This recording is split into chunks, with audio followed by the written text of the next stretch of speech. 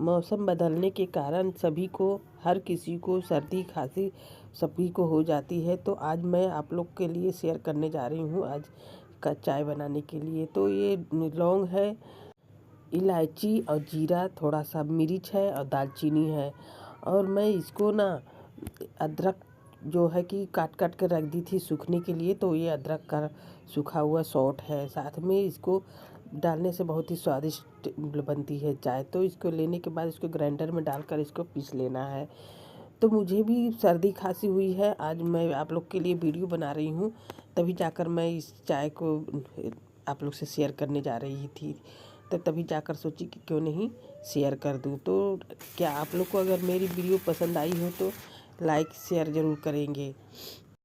तब जाकर इस तरह से मसाला तैयार करके रख लीजिए किसी डिब्बे में करके, और बहुत हर समय बनाकर उससे चाय बनाकर पी सकते हैं।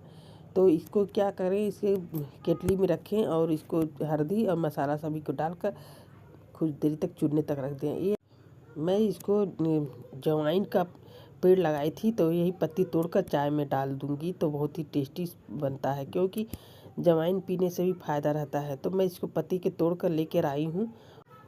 तो जवाइन की जगह पर इस पत्ती के ही तोड़कर चाय में डालेंगे। तो इसको चाय में डालकर इसको पीने से बहुत ही अच्छी लग रही है और गर्मी भी रहती है। मैं तो दोस्तों जब मैं चाय पी ना, तो मेरे अंदर इतनी गर्मी होने लगी कि क्या करें, और सोचे कि थोड़ा सा जाए पंखा में हवा लेने के लिए। तो पंखा भी, लाइट भी कट गई और गर्मी के आगे पूछो बर्दाश्त नहीं हो रही थी मैं इतना चाय पीने के बाद। और फिर शाम को मैं बीमार पड़ गई।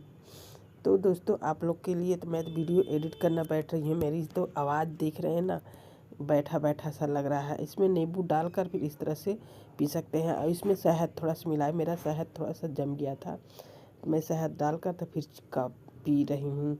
और ये बहुत मुझे शाम को तो फ़ायदा किया था, जितना कफ है निकल गया। सर्दी खांसी उल्टी सब कुछ हुआ, दवा आई, दवा खाने के बाद थोड़ा सा राहत मिला है, आराम मिला। तब जाकर दोस्तों आप लोग यूट्यूब चैनल को सब्सक्राइब कर ले, पेज को फॉलो कर लीजिए। तो दोस्तों फिर मिलेंगे अगले वीडियो में, आप लोग इस तरह से एंजॉय करें।